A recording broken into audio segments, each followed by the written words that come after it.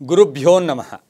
ನಮ್ಮ ಜೀವನ ಶೈಲಿಯಲ್ಲಿ ನಾವು ಜೀವನ ಸಾಗಿಸ್ತಾ ಇರಬೇಕಾದ್ರೆ ನಾವಿರ್ತಕ್ಕಂಥ ಸಮಾಜದಲ್ಲಿ, ನಾವಿರ್ತಕ್ಕಂಥ ಮನೆಯಲ್ಲಿ ನಾವು ಹಿರಿಯರಿಗೆ ಗೌರವ ಕೊಡ್ತಕ್ಕಂಥದ್ದು, ಗುರುಗಳಿಗೆ ಗೌರವ ಕೊಡ್ತಕ್ಕಂಥದ್ದು, ಮಾತಾಪಿತರನ್ನು ಗೌರವಿಸ್ತಕ್ಕಂಥದ್ದು, ಹಾಗೆ ನಮಗೆ ಹಿರಿಯರಾಗಿರ್ತಕ್ಕಂಥವ್ರಿಗಾಗ್ಬೋದು, ಅದ್ರ ಜೊತೆಗೆ ವಿದ್ಯಾರ್ಥಿಗಳಾಗ್ಬೋದು, ಸ್ವಾಮಿಗಳಾಗ್ಬೋದು, ಪುರೋಹಿತರಾಗ್ಬೋದು, ಅರ್ಚಕರಾಗ್ಬೋದು, ಮಠಾಧೀಶರಾಗ್ಬೋದು, ಆಧ್ಯಾತ್ಮಿಕ ಚಿಂತಕರಾಗ್ಬೋದು, ಅಥವಾ ತುಂಬ ಚೆನ್ನಾಗಿ ಓದಿರ್ತಕ್ಕಂಥವ್ರು, ಅದ್ರ ಜೊತೆಗೆ ಏನೂ ಇಲ್ಲದೆ ಅನಕ್ಷರಸ್ಥರಾದರೂ ಕೂಡ ನಾವು ಗೌರವ ಕೊಡ್ತಕ್ಕಂಥವ್ರು, ನಾವು ನಡ್ಕೊಳ್ತಕ್ಕಂಥ ನಡವಳಿಕೆಗಳು ನಮ್ಮ ಸಮಾಜದಲ್ಲಿ ನಮ್ಮ ಸ್ಥಾನವನ್ನು ಏರು ಮಟ್ಟಕ್ಕೆ ತಗೊಂಡೋಗುತ್ತೆ. ನಮ್ಮ ನಡವಳಿಕೆಯಿಂದ, ಅದಕ್ಕೆ ನಾವು ಹೇಳ್ತಾ ಇರ್ತೀವಿ, ನಡ್ಕೊಂಡಂಗೆ ಪಡ್ಕೊಳ್ತೀವಿ.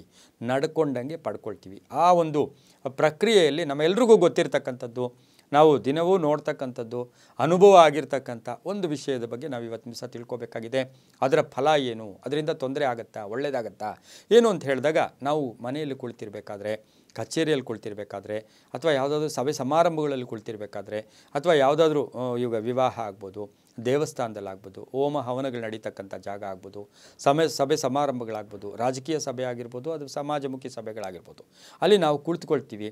ಕೆಲವರು ಏನು ಮಾಡ್ತಾರೆ, ಆ ಚೇರಲ್ಲಿ ಕುಳಿತುಕೊಂಡಂತಹ ಆ ಚೇರ್ನಲ್ಲಿ ಕಾಲು ಅಲುಗಾಡಿಸ್ತಾ ಇರ್ತೀವಿ, ಎರಡೂ ಕಾಲನ್ನು ಅಲುಗಾಡಿಸ್ತಾ ಇರ್ತೀವಿ. ಈ ಅಲುಗಾಡಿಕೆಯಿಂದ ಏನು ಲಾಭ, ಇದು ಶುಭ ಆಗುತ್ತಾ, ಅದು ನಮಗೆ ಒಂದು ಹವ್ಯಾಸನ, ಅದರಿಂದ ನಮಗೆ ಏನು ನಮ್ಮ ದೇಹಕ್ಕೆ ಒಳ್ಳೆಯದಾಗತ್ತಾ ಅಂತಕ್ಕಂಥದ್ದು ನಾವು ತಿಳ್ಕೊಂಡು ಹೋದರೆ ಇದರಿಂದ ಏನಾಗುತ್ತೆ, ಕೆಲವೊಂದು ಕಷ್ಟಗಳಿಗೆ ನಾವು ಸಿಕ್ಕಾಕ್ಕೋಬೇಕಾಗಿರುತ್ತೆ.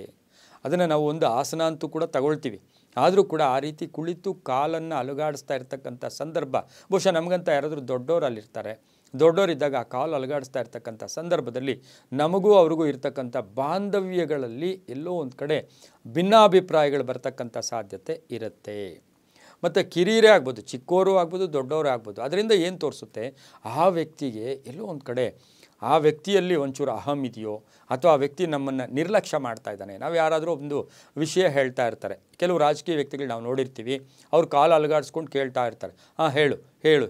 ಆ ಹೇಳೋನಿಗೆ ಏನಾಗ್ತಾ ಇರುತ್ತೆ, ಈ ವ್ಯಕ್ತಿ ನನ್ನ ಮಾತನ್ನು ನಿರ್ಲಕ್ಷ್ಯ ಮಾಡ್ತಾ ಇದ್ದಾನೆ ಅಂತ ಆ ಭಾವನೆ ಬಂದಾಗ ಅಲ್ಲಿ ಕಾಲು ಅಲುಗಾಡಿಸ್ತಾ ಇರ್ತಕ್ಕಂಥ ರಾಜಕಾರಣಿಗೆ ಮುಂದಿನ ಭವಿಷ್ಯತ್ತು ಇರೋದೇ ಇಲ್ಲ, ಕಷ್ಟ ಆಗ್ಬಿಡುತ್ತೆ. ಯಾಕೆಂದರೆ ಆ ವ್ಯಕ್ತಿಯಲ್ಲಿ ನೆಗೆಟಿವ್ ಬಂದುಬಿಡುತ್ತೆ. ಎಷ್ಟೇ ಒಳ್ಳೆಯ ವ್ಯಕ್ತಿ ಆದರೂ ಕೂಡ ಕಾಲುಗಳನ್ನು ಅಲ್ಲಾಡಿಸ್ಕೊಂಡು ಕುಳಿತುಕೊಳ್ಳೋದು ಶುಭ ಅಲ್ಲ. ಕೆಲವರು ಹೇಳ್ತಾರೆ, ಇದು ಒಂದು ಆಸನ ಅಲ್ವಾ, ಆಸನ ಮಾಡೋದೇ ಬೇರೆ.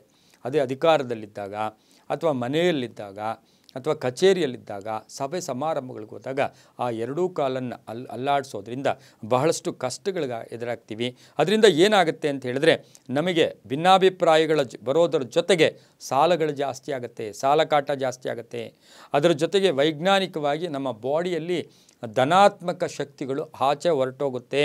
ಅದರೊಂದಿಗೆ ಆರ್ಥಿಕವಾಗಿ ನಾವು ಕಷ್ಟಗಳಿಗೆ ಸಿಕ್ಕಾಕೊಳ್ಳೋದ್ರ ಜೊತೆಗೆ ಸಮಾಜದಲ್ಲಿ ನಮ್ಮ ಸ್ಥಾನಮಾನ ದಿನೇ ದಿನೇ ಕಡಿಮೆ ಆಗೋದ್ರಿಂದ ಈ ರೀತಿ ಯಾರೂ ಬೇಡ, ದೊಡ್ಡವರಾಗಲಿ ಹಿರಿಯರಾಗಲಿ ಯಾರೇ ಆಗಲಿ, ನೀವು ಒಂಟಿಯಾಗಿದ್ದೀರಾ, ಒಬ್ಬರೇ ಇದ್ದೀರಾ, ಆವಾಗ ನೀವು ಕಾಲಲ್ಲಿ ಆಡಿಸ್ಕೊಳ್ಳೋದು, ನೀವು ಕೂತಿದ್ರೆ ಅದೊಂಥರ ನಡೆಯುತ್ತೆ. ಆದರೆ ಸಮಾಜದಲ್ಲಿ ಇದರಿಂದ ಸಾಕಷ್ಟು ತೊಂದರೆ ಆಗ್ತಕ್ಕಂಥದ್ದು, ಮನಸ್ತಾಪಗಳು ಬರ್ತಕ್ಕಂಥದ್ದು, ಅಪವಾದಗಳು ಬರ್ತಕ್ಕಂಥದ್ದಾಗಿರುತ್ತೆ. ಹಾಗಾಗಿ ಸ್ವಲ್ಪ ಜಾಸ್ತಿ ಸಾಧನೆ ಮಾಡಿಬಿಡ್ತಾರೆ, ತುಂಬ ದುಡ್ಡಿರುತ್ತೆ, ಅತಿಯಾಗಿ ವ್ಯಾಪಾರಗಳು ಮಾಡಿದ್ವಿ ಅಥವಾ ಅತಿಯಾಗಿ ಸಂಪಾದನೆ ಮಾಡಿರೋರು ಯಾರಿಗೂ ಕೇರೆ ಮಾಡಲ್ಲ, ಅವ್ರು ಕಾರು ಅಲ್ಲಾಡಿಸ್ತಾ ಇರ್ತಾರೆ. ಅದು ಕಾದಿರುತ್ತೆ ನೆಕ್ಸ್ಟ್ ಅವ್ರಿಗೆ ಇನ್ನೇನು ಹತ್ತಿರದಲ್ಲಿ ಅವರಿಗೆ ಕಷ್ಟಗಳು ಎದುರಾಗ್ತೈತೆ ಅಂತಕ್ಕಂಥದ್ದು ಕೂಡ ಸೂಚಿಸೋದ್ರಿಂದ ಇದು ಒಳ್ಳೆಯ ಸಂಸ್ಕಾರ ಕೂಡ ಅಲ್ಲ ಅಂತೂ ಕೂಡ ಹೇಳ್ತಾ, ಇದರ ಪ್ರಭಾವ ಈ ರೀತಿ ಇರೋದರಿಂದ ಬಹಳ ಜಾಗೃತಿಯಾಗಿದ್ದರೆ ತುಂಬಾ ಒಳ್ಳೆಯದಾಗುತ್ತೆ. ಸರ್ವೇ ಜನ ಸುಖಿನೋ ಭವಂತು.